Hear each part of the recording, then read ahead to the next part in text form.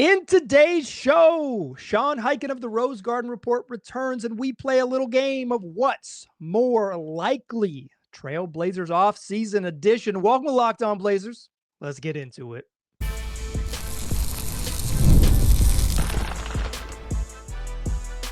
You are Locked On Trailblazers, your daily Portland Trailblazers podcast, part of the Locked On Podcast Network. Your team every day. What up, world? It's your past first point guard and Trailblazers reporter, Mike Richmond. You are listening to another episode of Locked On Blazers, part of the Locked On Podcast Network, available wherever you get podcasts and also on YouTube, coming at you 3 days a week, all of August and into the first couple weeks of September, and then we'll get back rolling. It's Highkin week. We've had 2 episodes with Sean Highkin of Rose Garden Report, and guess who's back? Sean Highkin, the publisher, owner, and editor of the Rose Garden Report. Sean, you ready to play a game? Yes, sir. All right, we're playing a game that I stole from another Sean Woodley, host of Locked On Raptors. It's my guy. Sean Woodley recently had a kid. Congratulations for the expanding family. And also, he came back to the podcast when we're down to 3 days a week like a true pro. I respect anyone who returns to work when things get easier. Shout out to Sean Woodley. But I stole this game from him way back in the day. What's more likely? So I'm going to ask you 2 things, and you're going to tell me what's more likely. And obviously, we can just kind of like freestyle and chat about each of them as they come up. Yeah. Okay, what's more likely? Toumani Camara makes first team all defense, or Young Hansen makes first team all rookie? I'm going to say Toumani makes first team all defense just because he's already made second team all defense. And so he already now has the reputation of being an all defense caliber guy. So it's easier to make that leap. Once voters already see you as like a guy that has made all defense teams before, it's less of a leap to go from second team to first team.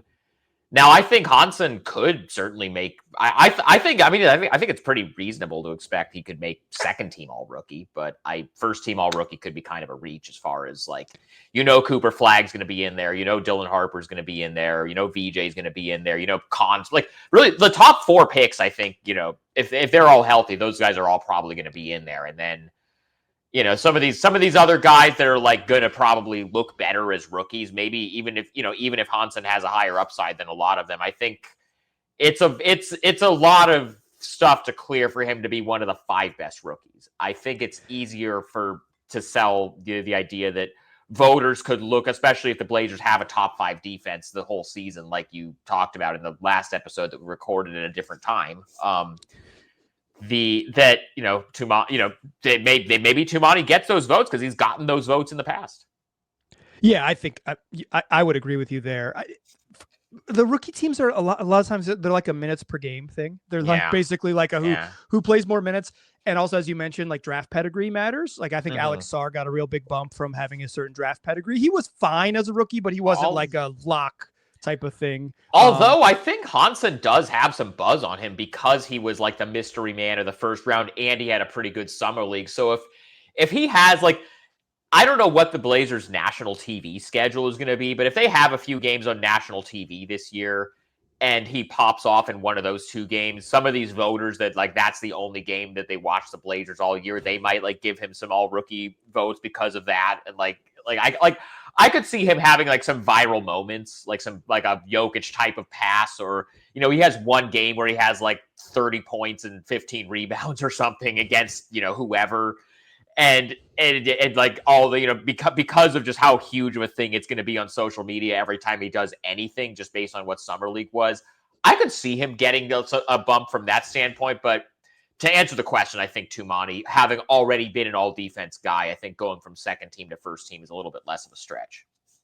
One place where the Blazer games will be on national TV, that's China, baby. Shout out to CCTV.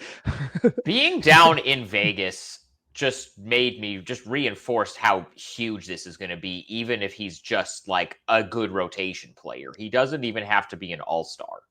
And this is going to be so big. I read an estimate. This was from 2021. The NBA estimated that there were 145 million regular viewers from China. That's like if every adult in the That's 2021, right? So that's like 145 million regular viewers is like basically like if every adult in the United States watched NBA games. So yeah, he certainly, he's going to get Hunson's going to get a lot of votes for that All-Star team, baby. That fan vote, that is going to be no problem. Also, in the spirit of Yao Ming, going to be a lot of secondary Blazer jersey sales. People already have the Hansen jersey. They're going to get a Shaden Sharp jersey. They're going to get a Scoot jersey. They're going to get a Denny jersey. There's going to be a lot of secondary Blazer merch out there. Right. What's more likely? Scoot Henderson shoots 65% of the rim. I'll give you some stats on this in a second. What's more likely? Scoot Henderson shoots 65% of the rim, or Shaden Sharp shoots 37% from three. Here's some context for you. Scoot Henderson has shot 56 and 46%. 46 is rookie year, 56 last year at the rim, according to Clean the Glass. And the league average for point guards last year was 62%. So 65% will be shooting slightly above league average. He'd be like a good finisher at the rim. Shaden Sharp shot 37% his rookie year, 34%, 31%. I was wrong off the top of my head. Rookie season, he took 280 threes and made 36% of them. What's more likely? Scoot 65% of the rim, or Shea 37% from three? I'm going to go Shea here because 37 is the number that you gave. He shot 36 his rookie year, so he has shown that he can do that. Whereas with Scoot, the numbers that you gave, even the higher one, 46 and 56. It would be a big jump. It would be a little bit of a big jump. And not to say that he can't do it, but we've seen Shaden shoot that, like that from three before. Yeah, I want to believe, right? Because Scoot has the frame. He has not been as explosive as an athlete as I thought he would be. He sometimes seems small because I think some of that is footwork stuff. I don't think he has the great footwork to be super explosive. When he has space to take off of 1 foot, jump off of 1 foot, Lamar Hurd likes to talk about 1 foot leapers. He does look pretty athletic, but jumping off of 2 feet, he doesn't seem to be springy, and it's just so hard to be his size and be a good finisher if you don't play well off of 2 feet, a la like a Jalen Brunson type. So I would probably lean Sharp as well, but I do think there are physical attributes that Scoot with like a little bit more meticulous footwork could become a better finisher. But I think I tend to agree with you. The jump to being like an above average layup maker seems like a big leap for him. Okay. What's more likely? Donovan Clingan blocks 212 shots. I'll tell you why I picked that in a second. Or Toumani Camara takes 52 charges. So 211 blocks is Bill Walton's single season Blazers record.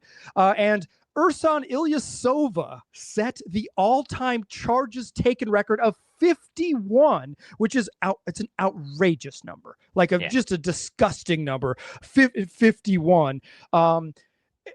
For context, Toumani had how many last year? 30 last season. Okay. The NBA record's 51. No one's ever had more than 42. Ilyasova was a king in the 2018-19 season. I will say, in doing this research for this game, Jalen Williams, that's Arkansas Jalen Williams, the big man for OKC, he took 42 charges in 47 games during the 22-23 season. You should go to jail for that. No, okay. What's more likely? Donovan Clingan sets the Blazers' all-time single-season block record. For context, last year, Donovan blocked 113 in about 1,300 minutes, played 19 minutes a game across 67 games. Or Toumani sets the all-time charges record. I'm going to go Toumani because I think I'm more confident that Toumani is going to play the amount of minutes that you have to play to put that type of number up than I am that Donovan is going to be on the floor enough, whether it be due to the conditioning stuff, which did get better over the course of his rookie season, or, he missed some time with a knee injury at one point in November. He's missed time here and there. It's, anybody that big is always a little bit of a health concern. I think, obviously it would be kind of absurd if Toumani sets the all-time charges taken record, but again, just like with the second team versus first team all defense thing, now he has a reputation as a guy that takes charges and is good at that. And that kind of maybe can lead to you getting those calls more if people already kind of expect you to do it. So I don't think either one is likely, but I'm going to go Tumani there. Yeah, I agree. These numbers are too high. That's the point of the exercise to some extent. Totally. I will lean Klingon, just because I think 52 charges is nearly impossible. It's like he would have to be, because okay, so like my read on this is like guys like Ersan Ilyasova and Jalen Williams, they have almost no primary defensive responsibilities. And so they can just slide over and be annoying, right? They can just say like whoop, whoop, and just like slide over and get in the way. And Tumani will have like some primary defensive responsibilities where he won't be able to, like, he's a great grifter. I mean, the man, like I said, he flopped his way into the second team All NBA. He's a king. But I think his because he'll have actual defensive responsibilities, it might be harder for him. So I'll lean Klingon, although like 212 blocks does seem like one heck of a year. I just looked this up, and the year that Bill Walton had the 211 blocks, which was the title year, the 76-77 season, he played 34.8 minutes per game, which is almost twice as many minutes per game as Donovan played last year. Right. Yeah. So what's your like, I bet Donovan plays like 24-ish, right? Like half that, the game. Yeah. That's something my guess like that. too. 26 maybe. That's like at the high end. Yeah. Yeah. That's kind of what I'm thinking. Is like he plays, like, I think most likely he would play like a 9-minute shift, take a break, and come back. And it's like, how does he play the final 4 minutes? Like, what, like that is, that's So it's like, so if you played 9 and 4, that's 13. That's where I got to 26. So that's kind of like my guess on roughly where it would be, but it's like with fouls and with injuries, and it's like, 26 might be the high end, but I think we're there. Okay. I got some more, what's more likely. We will do more of them in the second segment. Join us there, won't ya? First, let's talk Game Time. We've all been there, logging on early and waiting forever for concert tickets to go on sale, only to lose your spot for a show you've been dying to see. Live music should be about making memories, not dealing with the stress of ticket shopping, and that's where Game Time comes in. Game Time makes getting concert tickets faster and easier than ever. Prices will actually drop the closer it gets to showtime, so you can save up to 60% off with killer last-minute deals. If you're tired of all of the endless scrolling, trying to find the best deal, Game Time's got zone picks to help you find that spot in the venue where you want to sit and get a great deal on it. Plus, they got panoramic seat views, so you can see exactly what it's going to look like from your seat before you purchase. And with Game Time, the price you see is the price you pay with no hidden fees. Take the guesswork out of buying concert and show tickets with Game Time. Download that Game Time app. Create an account. Use the code LOCKEDONNBA. You'll get $20 off your first purchase. Terms apply. Again, create an account and use the redemption code LOCKEDONNBA for $20 off. Download the Game Time app today. Last minute tickets, lowest price, guaranteed. All right, still chatting with Sean Highkin of the Rose Garden Report. Still playing a game. What's more likely, Sean? What's more likely? Denny Avdia makes the All-Star team, or the Portland Trailblazers make the playoffs? Portland Trailblazers make the playoffs. I think it's so hard to make the All-Star team. That's just, there's so many. Like, I mean, you're looking at, so first of all, like, is Denny going to be classified as a guard or as a front court player? Because either way, it's a pretty tough field that he's got to break through. I think you can fudge it a little bit. But either way, I agree. It's just so hard to make it. I do think they're sort of related though, because if the Blazers are like playoff level good, it makes it much more likely that Denny Avdia makes the All-Star team. I guess is kind of. But they could also make the playoffs by being in the play-in and winning the two play-in games that they have to win, and then technically they made the playoffs. Right. Yeah. I think that just to be clear, if they make the playoffs, I think it'll be by getting through the play-in, not by being a top 6 seed. I don't think they're that good. How dare you spoil one of these questions? No, I'm just kidding.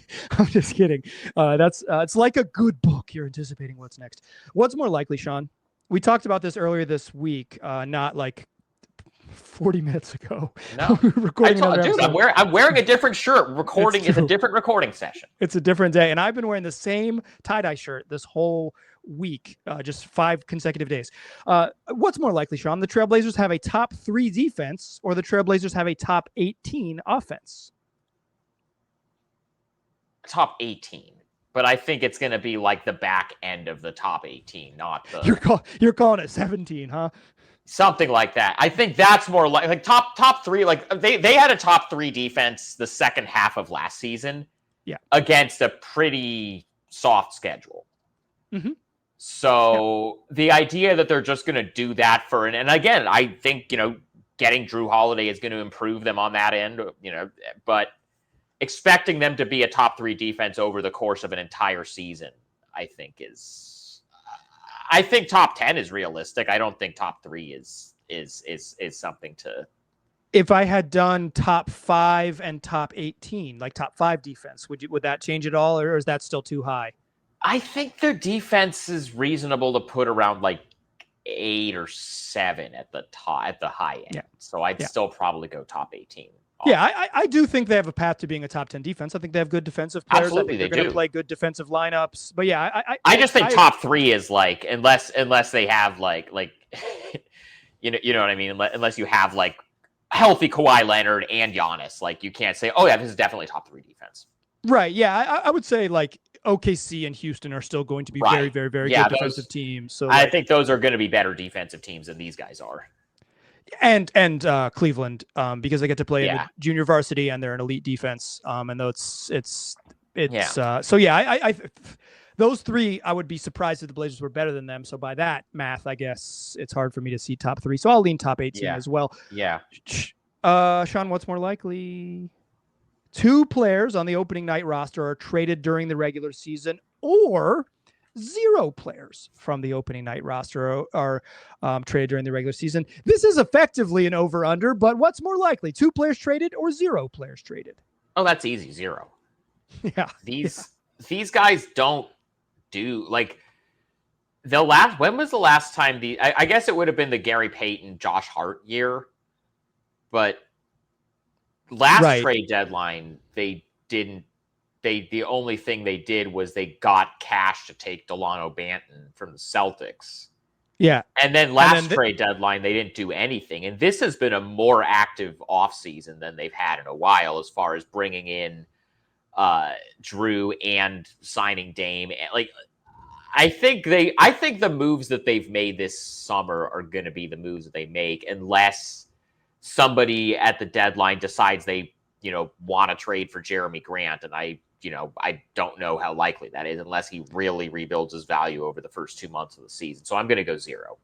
Yeah, I think there is, I don't know if you believe this, but I think there are speculations that like the Blazers are going to flip Drew Holiday at the trade deadline. I would personally bet pretty strongly against that. Don't know where that ever came from. There's a lot of, and I know you're big on teaching your listeners about media literacy, and I appreciate that as somebody that has to deal with this stuff a lot, but there's a lot of people out there who are affiliated with semi-reputable outlets and have blue checks that they paid for that use the word sources a lot, and they traded for Drew Holiday because they think Drew Holiday is going to help them. It's not like you don't trade for him with how much money he's owed unless you're like, yeah, we would love to pay him the money. Like, you know what I'm saying? It's like, you didn't look at it and say like, oh, that's such a big contract, we have to flip it. No, like you don't make the deal unless you at least say that for, a full season, if not 2 full seasons, if not all 3 of them, this is like a guy we want to be part of the plan. And also, I think to your point, and I think it's a really good one, look at their track record. Look at the funniest one. Yeah. The funniest one was like I think before the draft, I forget who it was, but somebody said like, oh, Memphis is monitoring Denny Avdia as a potential. Like Denny's the least likely guy on this entire team probably to be traded, him or Tumani. But I don't know, man. People just throw stuff out there. Yeah, it's the Wild West out there. Okay, I got a couple more. We will close the show with more of what's more likely's. Join us in that third segment, won't ya?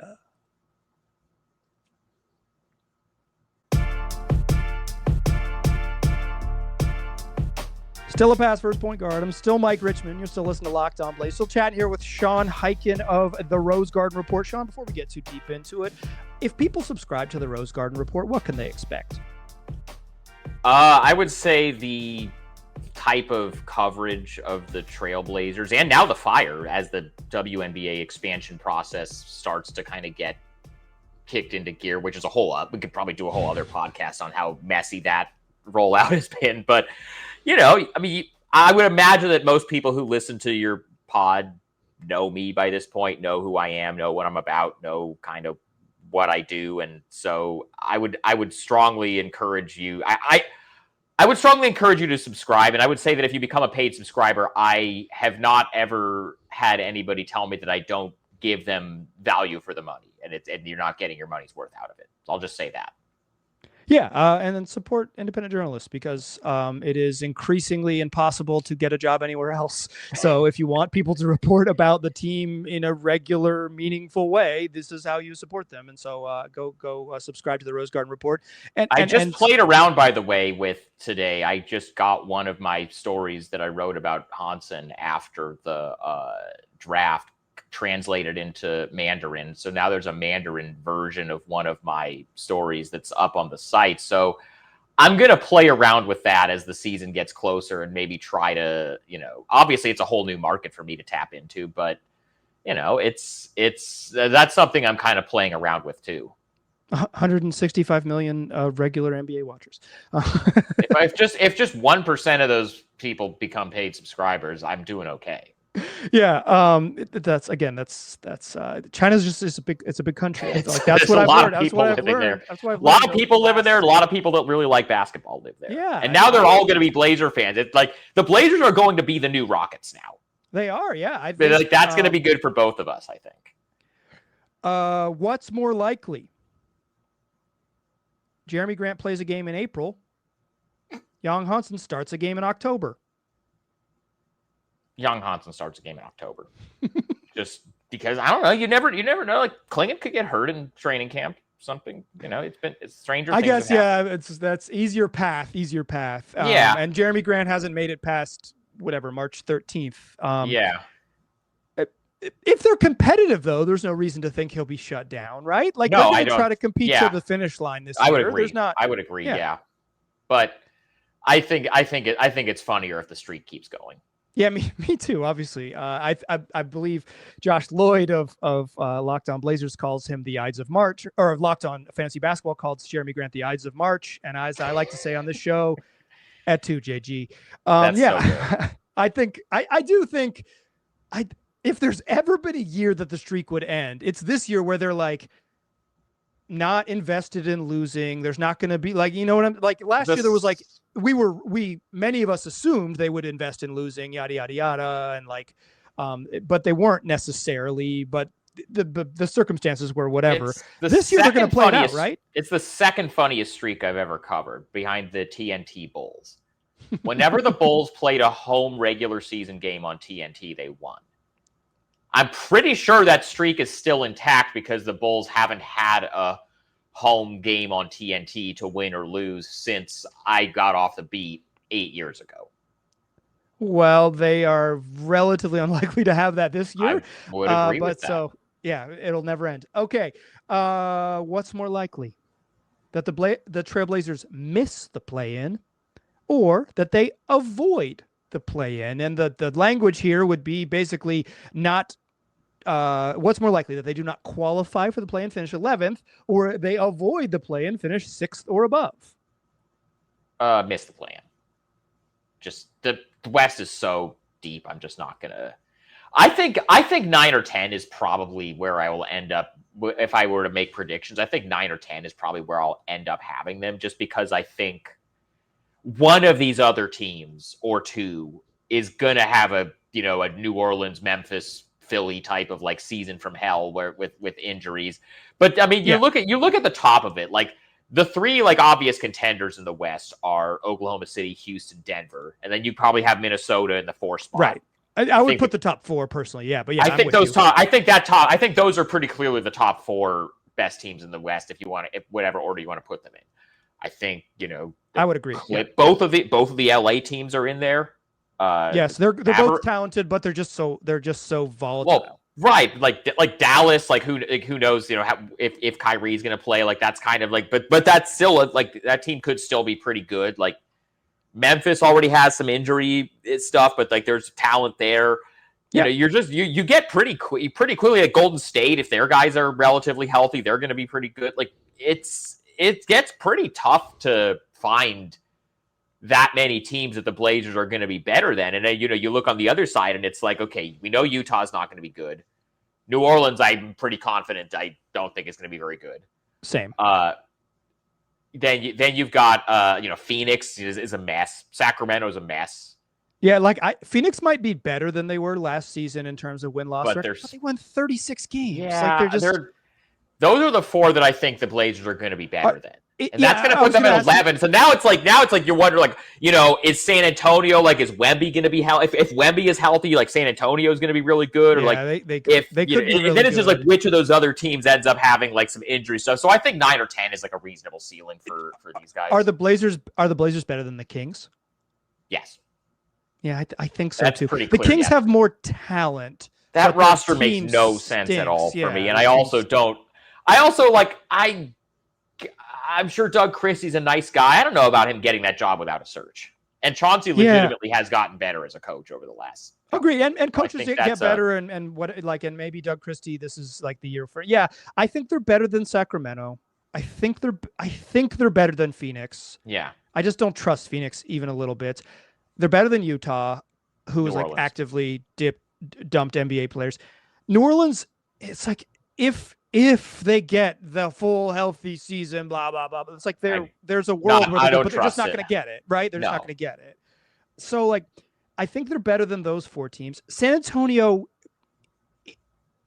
is. If Wemby's healthy, the Blazers aren't better than them. If he's not healthy, they could be. Like that's how I feel. That's literally what that comes down to. Yeah, if he plays 70 games, they're going to be better than the Blazers, and if he plays 58 games, then it's there. So it's like, yeah, and Dallas is such a wild card, right? Because like they might be good, but I think they've got a real 41-41 vibe to me. If I've ever seen a 41-41 team, it's just like, Dallas occasionally very good, often very puzzling, and they're just like, Kyrie might not play till February or March. It's like so. Yeah, I think you're right. They're much more likely to finish 11th than 6th, but I do think like their path to 11th is relatively clean. So like, and then at that point, it's just, you know, it's 11 versus getting in the play, and then it's like, you know, Memphis already, like Jaren Jackson and like Zach Edey are already hurt, so it's like you just need a couple of those teams in front of them to have, you know, some injury stuff, which clearly could happen. Like what if Kyrie doesn't come back? Right. What if Anthony Davis misses a bunch of time, which has been known to happen? Like it could happen. There is a world where they're, you know, I think I'm going to end up saying I think they're going to be in the 9-10 play-in game. That's going to be where they end up. There you go. Whether they get out of it, I don't know, but I think that 9-10 is the most likely place for them to end up to me. Yeah, I like I said, I think there's such a clean path to 11 that the idea that if you need one of the volatile teams in front of them to slip, 10 is like, sure, 10 is there for them. They've got I think there is some depth questions up front for the Blazers, but I do think if they're healthy, they've got their team makes more sense than it did a year ago. I think they're more talented than they were a year ago. I think like building on winning more than 36 games, which was initially on here as my what's more likely is if they win a 37th game or lose a 47th game, which is basically like, do they get better or worse? I think it's a fairly safe bet that they'll be a little bit better. But yeah, I think the West is super talented. Sean, thank you for your time over this course of the whole week, which we definitely didn't just record over the course of 2 hours in one day. Check the clothes, man. I put on different shirts. I did each morning. You got me 3 different days. Each and every morning, Sean woke up and decided to come on Locked On Blazers because he's so kind. Go subscribe to the Rose Garden Report. If you are looking for coverage of the Blazers, this is there are increasingly fewer options, and Sean's got you covered. Okay, so go check it out, and then come back next week. We will have Ben Golliver on the show, eventually Brandon Sprague, eventually I haven't texted him yet, but I'll just tell him now. If you're listening, Danny Meringue, check your phone. We've got that's what we're going to do for the rest of August and into September, 3 days a week, wherever you get podcasts. Also on YouTube. Tell your friends about the program. Thanks one more time. Thanks again, Sean. I really appreciate your time this week. Dear listeners, tell your friends about the program. Come back and we'll do it again next week. I appreciate you listening. I'll talk to you soon.